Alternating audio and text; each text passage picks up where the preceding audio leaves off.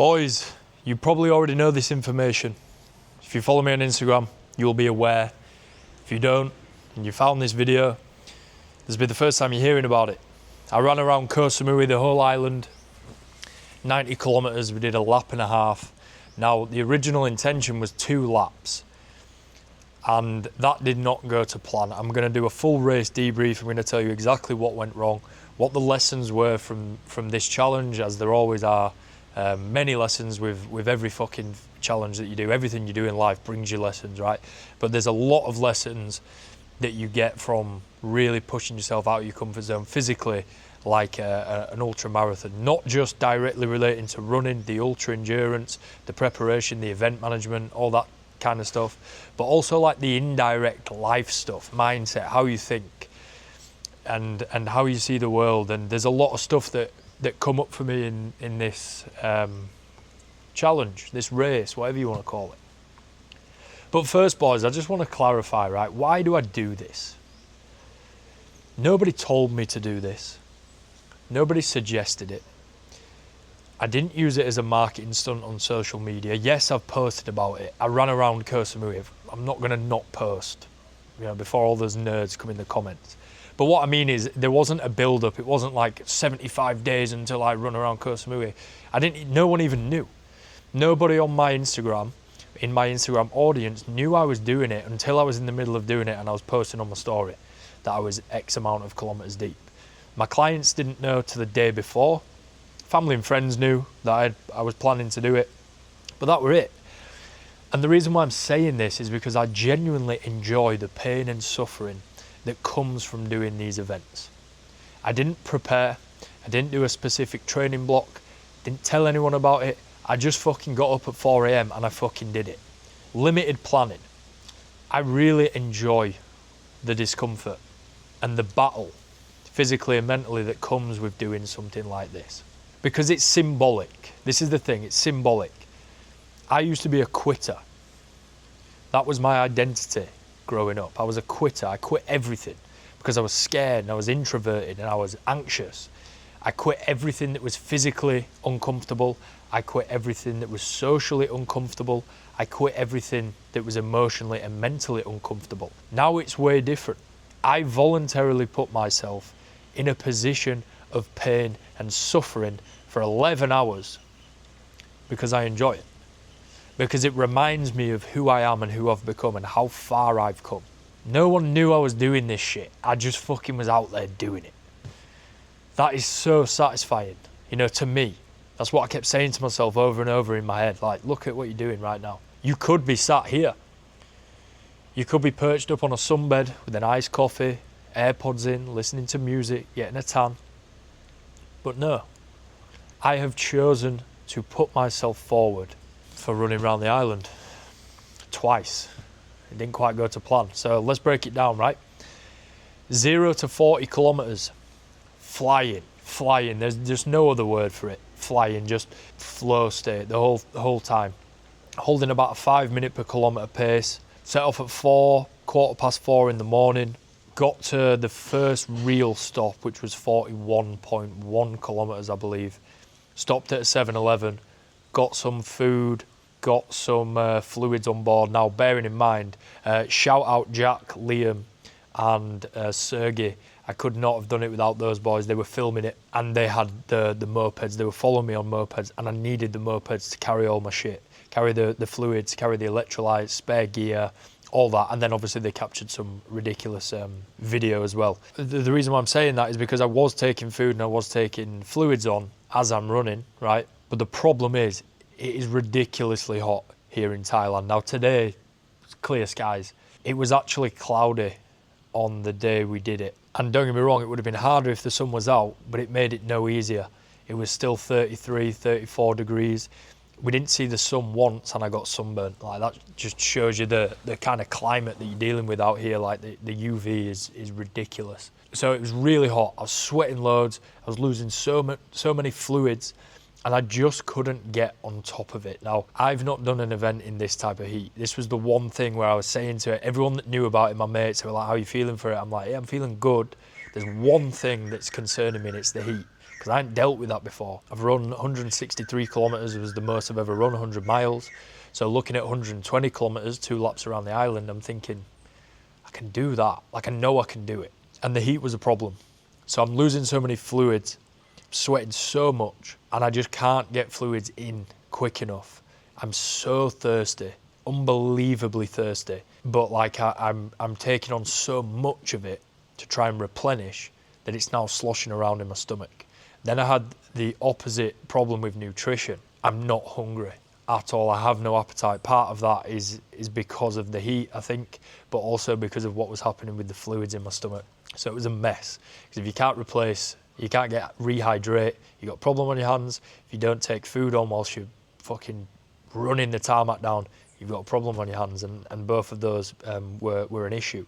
Now, other issues at this point at 40 kilometres, both my toenails were murked, my big toenails. I've drained them both now, and I'm going to save you the pleasure of me actually showing you them, because I'm looking at them now and they are actually disgusting.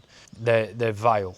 Absolutely vile. They're going to fall off without a doubt. But that was minor. This is just ultra endurance minor. Like, I've lost these toenails so many fucking times. If they could speak and they had a brain and a voice, these toenails, they'd probably file a fucking lawsuit against me for terrible abuse, bullying. But anyway, normal toenail issues in ultra. But I'll put a picture up of my feet at the halfway point. So between 40 and 57 kilometres, so we stopped at 40 to 57 kilometres was finishing 1 lap. That's when I changed my shoes. Now I'll put this picture up and show you what that looked like at the time. They're far worse now. I'm not going to show you my feet now. This is what they look like at the halfway point. So I took my Saucony's off, Saucony, however you say it, and I put my Asics on. They felt way better. But from 57 kilometres to like 60, only like 3k, I just had a big problem on my hands. I was trying to run again. I was trying to set off for this second lap, and I just didn't feel good. Didn't feel good at all. So we got to 60k, and this is where the mind games really start, because you're looking at your watch and you're thinking, right, I'm 60 kilometres in. I have another 60 kilometres to go. I'm currently 5.5 hours in. So I've got another 5.5 hours of this, and right now I can't even run more than like 150 yards because I was just in so much intestinal pain. You know, just my digestion just felt fucking horrible. Runners will know what I'm talking about. Trying to run with like gastro problems is not nice. We changed the strategy. I consulted with the boys. I said, look, I'm not getting on top of this and it's only getting worse. So what I'm going to have to do now is walk. So I walked for about 30 minutes, I would say, and I just took on fluids and I took on food and I tried to just let it process through. And it did work. It didn't right all of the wrongs, but it definitely got better. So then from like 65 kilometers, I was bringing the running back in, and it started with maybe running 150 yards, walking 150 yards, running 150 yards, walking 150 yards. And I was just repeating that. I couldn't really find the rhythm. I couldn't really get back into it. Your mind's now playing tricks on you, saying, fucking hell, you've got so much more to go. But being honest, lads, and this happens in all events, just quit. And that's my old identity coming out. And that's like something that I really want to stress in this video, guys, is like, you see me doing these challenges and you see everything that I've done. Don't be fooled. You know, I still have all of those negative voices in my head saying, just quit now. I had it when we got to 57 kilometers because it was 1 lap. I ended up back at the villa. So then in my head, I'm like, well, just call in now, call it a day. You didn't tell anyone you were going to run 2 laps. Why don't you just tell them you run 1 lap? That was a legit thought in my head. And you have to I have to personally, I have to say out loud, now fuck that. That's the devil trying to creep in. You got to tell him to get fucked. You know, verbally, you have to say it out loud. That works for me. You got to say, get fucked. I'm not letting you back into my head. You've ruled my life for so many fucking years. Now you don't have a place in here. Your rent is up. So that's the reality. You know, it gets dark, it gets nasty. I think we're at like 65 to 75 kilometers. I changed up my running style. I was moving pretty slow, but now I wasn't stopping. So previously what I was doing was maybe chaining together 200 to 300 yards, and then I was back walking. Everything just felt heavy.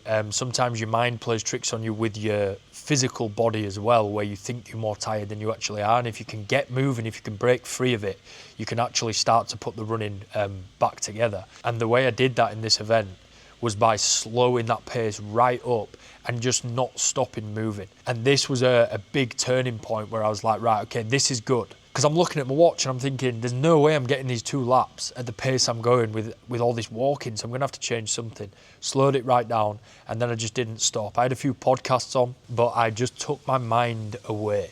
And there's actually 3 settings of my mind that I'm going to discuss at the end of this video, so stick around for that. It's very important, and I think you'll get a lot of value from that, because it's not just to be used in like ultra endurance or events. You can use this in life as well. Like just going through your fucking day-to-day life is legit. Really helped me in a time of right in your face physical discomfort with the ultra. 75k to 85 kilometers. Of all things, of everything that I was dealing with, I had a stitch. Now, I've played football all my life. I've dealt with so many stitches, infinite amounts of stitches, and I've never had one like this. It just wouldn't go. It wouldn't go, and for about 10 kilometers, it was literally just like run 200 yards. As long as I could make it without this stitch, it felt like someone was poking a knife into my lung. And I'd have to stop, I'd have to stretch it off. I had the boys on ChatGPT, Googling how to get rid of a stitch. We were trying to lean over to the side it was and do a deep breath and then stretch it out to the other side, massage it, hit all the intercostal muscles on here, try to free them up.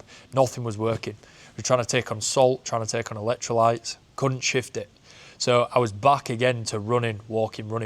Got to like 85 kilometers and I just pulled up to the boys and I said, look, I could get to 100 kilometers here, but I'm not here to walk it. Like I said, I'm going to run 2 laps of the island. Like if I'm going to have to walk it, I'm just not asked for doing it. You know, let's just get to 90 kilometers and let's just call it a day. Because for me, it was like, again, why would I do 100 kilometers? Well, it would just be a social media clout chasing thing. It just looks good on Strava. Well, who am I doing it for? I'm not doing it for fucking anyone else. I don't give a fuck what anyone thinks about me doing this. I don't give a fuck if no one claps me or celebrates me doing it. I'm doing it for me. So fuck 100 kilometers. Let's do another 5k of this run walking, because that's all I could manage. And then let's call it at 90. And that's what we did. We called it at 90. I reflect on my efforts now and the amount of pain and discomfort that I put up with from 60 kilometers up to 90 kilometers, which was like, well, 30k, but another three and a bit hours. And I put the battle in. You know, I didn't shy away from it. I just went after it. But it got to the point where I was like, what am I doing this for? You know, do I need to push it now? 2 laps is off the table. We know that. I've been battling for the last 3 hours. Let's just call it. And that's what we did. So 90 kilometers. I'm pretty much healed now, boys. I've been back in the gym. I haven't been running only because of my toenails. My legs feel good. My legs feel fine. I've actually been playing a little bit of football today. It's over there, look. But I'm back recovered. I'm back on it. I actually fly to Bali tomorrow. I'm going to go link up with a few of the boys out there. So leaving Thailand, this beautiful place really has struck a place in my heart. This place, that's what I meant to say. I've got a soft spot for this island. It's just absolutely gorgeous, absolutely beautiful, amazing people, amazing nature, amazing food, just everything. It's idyllic, it's beautiful, it's serene, it's amazing. So I will definitely be coming back to Ko Samui, 100%, but we're going to Bali tomorrow, which I'm very excited for. And I've actually changed my mind, boys. I said I was going to run through the 3 mindset modes that I would put myself in and I would kind of chop and change between. I'm going to save that for a separate video because I think I can deliver a lot more value if I just focus on those 3 things. So that'll be the next video, boys. But I appreciate you watching. Hope you got some value. This is me signing out from Thailand for now. Remember, guys, the reason why I do these extreme events is not only for my benefit, but it's to show you guys, look, I started out as someone who couldn't do shit. I ran a Manchester 10k when I was younger, and I can remember vividly saying to my mum, she can remember this as well, she can vouch for me, I'm never running again. And now I'm just doing this shit voluntarily when I could have been chilling here, because I like pain and I like suffering and I like growth and I like improvement and personal development and getting the most out of life. And that's what it's all about. That's what my team is all about. That's what my coaching is all about. That's what my social media message is all about. So hopefully you got some value, boys. Appreciate you watching. Peace out.